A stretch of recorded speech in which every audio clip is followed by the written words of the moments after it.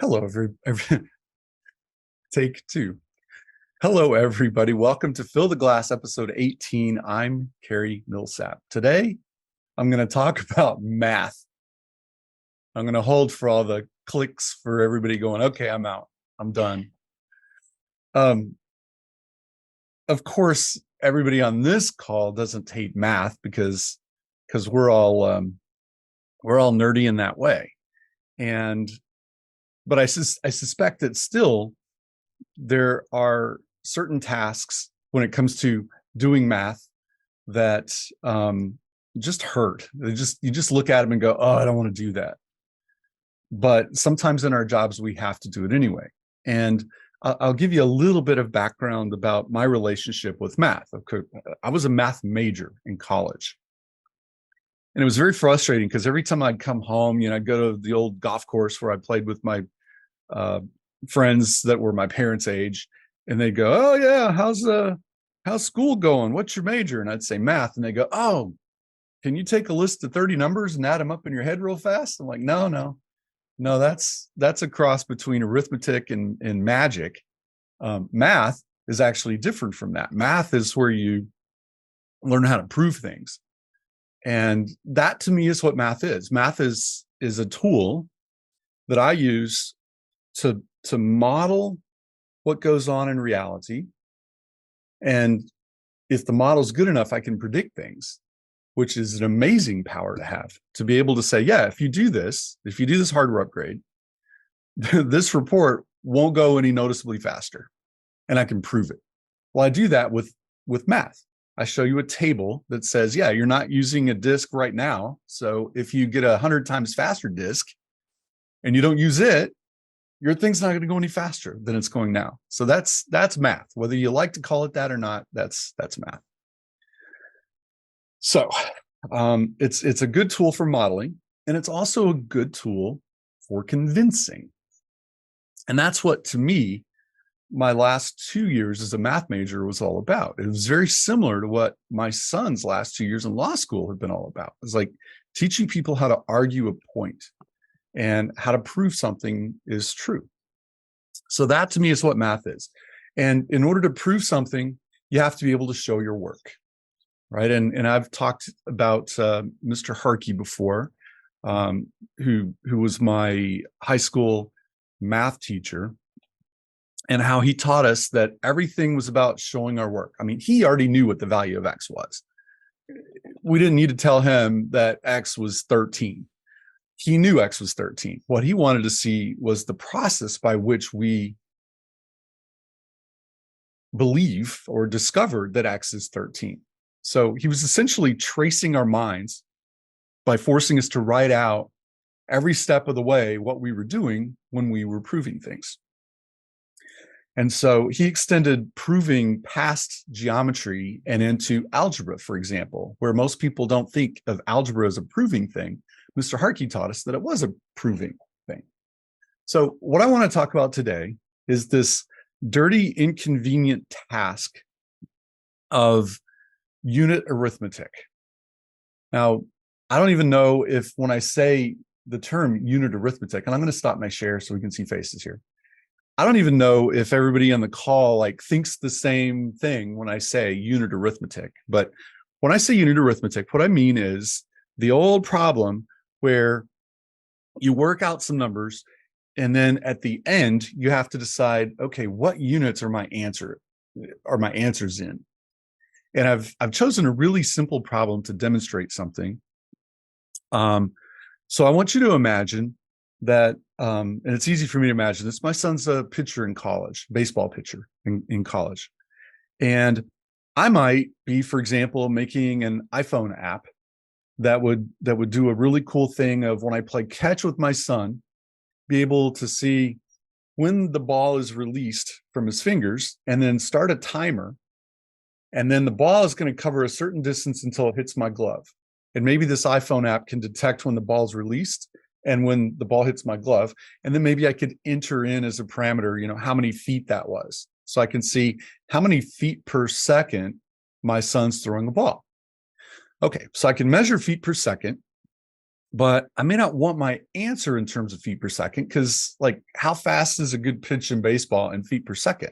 And the answer is, I have, except for doing my homework today, I have really no idea, because people just don't talk about baseballs in feet per second. When you watch TV and you watch your Oakland Athletics play the Texas Rangers, they talk about, oh, that pitch was 97 miles an hour. So I'd like to be able to convert blah, blah, blah feet per second into something miles per hour. So how do I do that? And the way that most people do it is they start throwing numbers in, and then at the very end they go, okay, I think that ends up being miles per hour. But it ends up being a process that's kind of fraught with magic and skipping steps. And if you're trying to show your work and prove something, you need to be a little bit more rigid, a little bit more formal.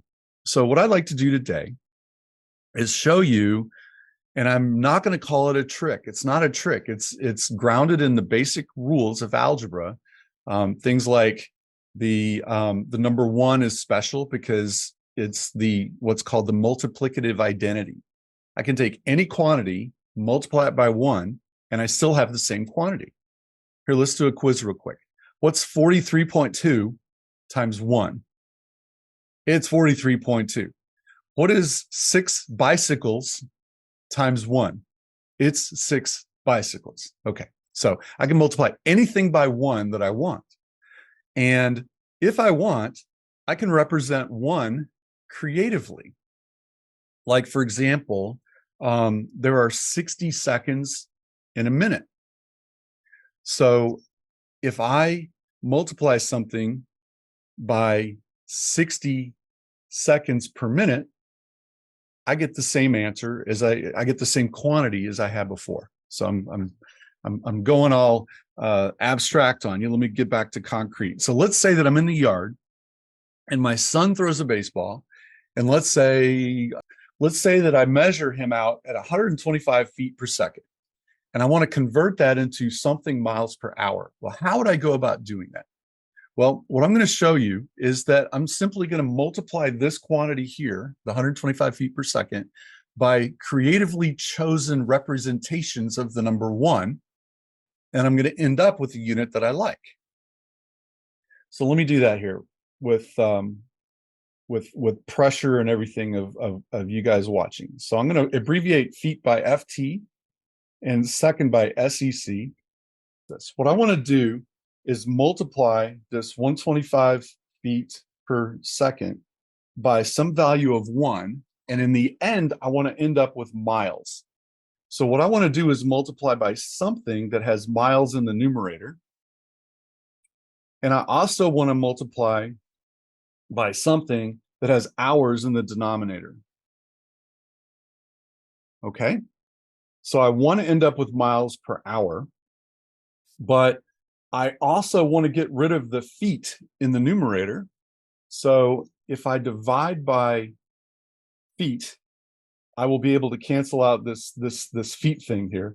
And I don't want seconds in the denominator, so I want to multiply by seconds to get the seconds out of the denominator. Now I can look at this and go, okay, what I want is for this quantity right here to equal exactly 1. Well, how do I make that happen? Well, for every mile, there are 5,280 feet in that mile. 1 mile divided by 5,280 feet is the quantity 1, because 1 mile and 5,280 feet are the same. So if I divide something by itself, I get 1. So this is just a fancy way of writing the number 1. And if I multiply 125 feet per second by the quantity 1, I end up with 125 feet per second. Well, I'll do the same trick over here. What numbers do I have to add in the numerator and the denominator in order to get this quantity to be 1? Well, there are 3,600 seconds in every hour. And I could have broken this into 2 steps, but my board is limited. But what I have here is the same number I started with multiplied by 1 and multiplied by 1 again. And we can start doing these wonderful things that in the old days we called canceling out, right? If I have an FT divided by an FT, well, that's 1. Something divided by itself is 1. So I can cancel the FTs and eliminate them completely from consideration. The second is in the denominator and the numerator, so I can cancel the seconds. And what I end up with is 125 times 1 mile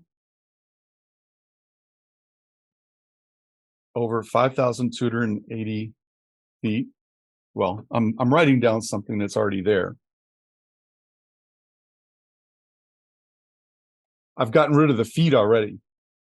And then I've gotten rid of the seconds. So this is 3,600 divided by 1 hour. And if I do the arithmetic, which I can, I could do it on my phone. I could also do the whole unit thing on my phone as well by asking Siri what the answer is, as it turns out. Let's see if this works. Hey Siri, what is 125 times 3,600 divided by 5,280?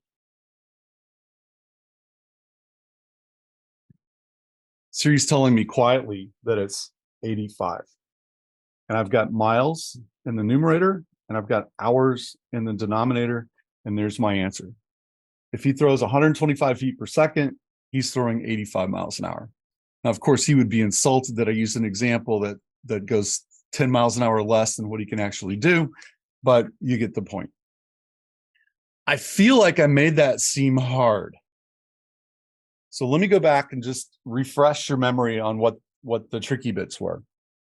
Basically, I want to take this and turn it into something expressed in miles per hour. To do that, I want to multiply by creatively chosen values of 1 so that I have miles in the numerator and I have hours in the denominator. I also want to get rid of this foot thing, so I put that in the denominator of the creatively chosen ones that I'm multiplying by. And I want to get rid of the second thing. And since it's in the denominator, I have to put it in the numerator, so later I'll be able to cancel it out. And when I'm confronted with, well, how many miles are in a foot or how many feet are in a mile? Well, I look that up in my database of known values.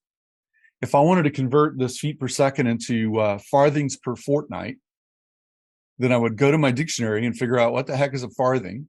You know, how many feet is that? Or how many miles is that? And then what is a fortnight? Well, how many hours in a fortnight? So I'd have to look these things up in my database of known values. But we know that a mile is 5,280 feet, and we know that an hour is 3,600 seconds. So again, this is just multiplying by 1, and this is multiplying by 1 again. We can always do that and end up with the same quantity. But we creatively choose how we express this so that we can do this cancellation thing and get rid of the feet, get rid of the seconds, and end up with miles per hour, which is what we've done here. And then all that's left is we just multiply the numbers out, multiply and divide, and we're done. Well, so it's always awkward when you're writing about bytes per second and you're like, you know, I need terabytes per day on this. So how do I convert bytes per second into terabytes per day? And the answer now, you know, is just you multiply by convenient representations of the number 1, and you can turn a quantity into any units that you want by doing that. This was Fill the Glass, a weekly podcast that I record live on Zoom. I'm Cary Millsap. If you'd like to join us, visit methodr.com/filltheglass. Please do all those YouTube-y things. If you like and would like to subscribe, then click like and subscribe. If you need help with performance of either your systems or your people, please reach out to us. This topic that I talked about today is a little part of a course that I've taught a few times, and I intend to do it again in the future. The other day, I decided to rename optimal writing or something to that effect, because one of the things that we need to do in order to be convincing is write better. And so I have a course about that. We have software training and coaching. We can help. Thanks for joining us today. I'll see you again next week.